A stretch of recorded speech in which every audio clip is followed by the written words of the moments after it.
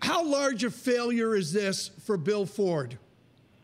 Well, it seems like, Mark Fields didn't turn out to be the right horse to ride, so he's changing horses quickly over to Jim Hackett, who they had there at the company leading up this new mobility effort.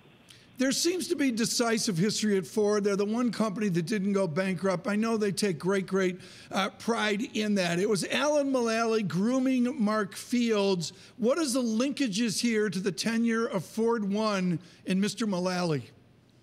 Yeah, so Alan, as you said, turned them around at the time when GM and Chrysler were going bankrupt. And at the time, you might recall, Tom, gas was $4 a gallon. So they bet big on small cars and fuel-efficient engines.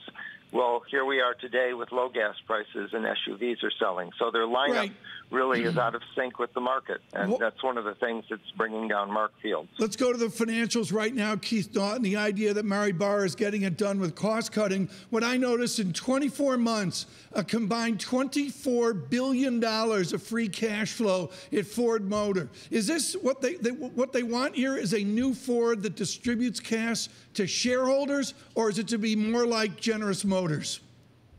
I think at the moment they'd like to be more like General Motors. I feel like they have a strong dividend and they do distribute cash to shareholders in that fashion. But what they need is a lineup that's more like GM, which has stronger, big SUVs, has a compact pickup truck. These are things that Ford has coming, but they're running behind.